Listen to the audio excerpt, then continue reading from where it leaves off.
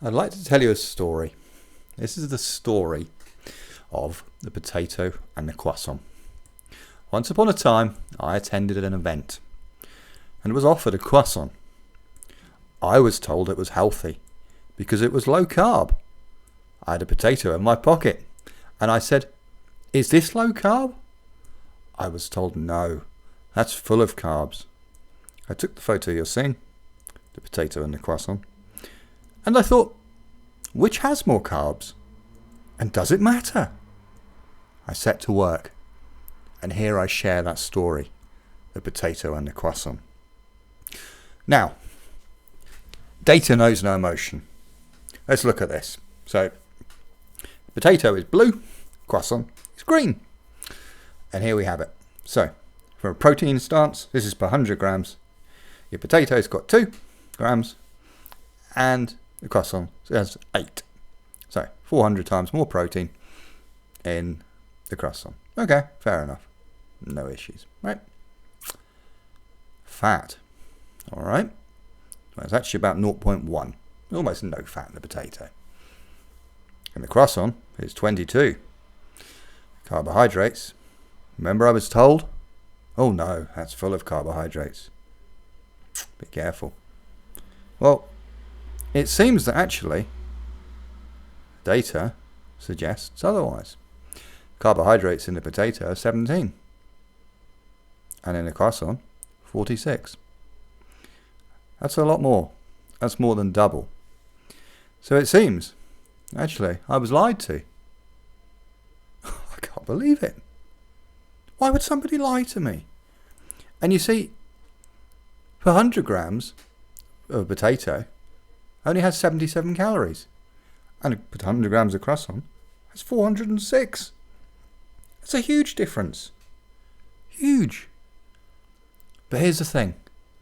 Why would somebody have said this to me? Now, if I could go back and talk to this person, I probably could have said, why do you believe that? Who told you? Did anybody tell you? Did you read it? If somebody told you, why did they tell you? What was their motive? You see, confusion is really, really important.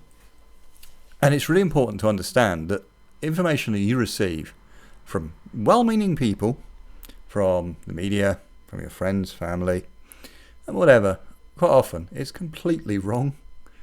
You see, the potato is a far better choice. Now, I'm not going to tell you why I actually did have a potato with me, but this is true. And this photo you're looking at is the potato that I had in my pocket, and it's put on a white tablecloth on a table, and I plonked it down next to a croissant and said, right, which one's got more carbohydrates? You see, this is the problem that we're faced with, and this is what the diet industry doesn't want you to know. This is what all of those weight loss things will perpetuate and so on. Now, don't get me wrong, if you go and look at these things like the sins and points and things like that, yeah, the croissant's going to score more highly.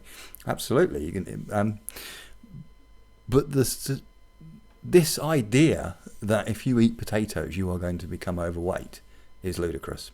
Now, I had many counter-arguments to this when I sent out an email a couple of months back. People said the croissant is more healthy because it contains lots of air, which is somewhat true, but it doesn't contain that much air. What it's really done is you've actually compressed it all together. So if you would take that air out, it'd be even worse.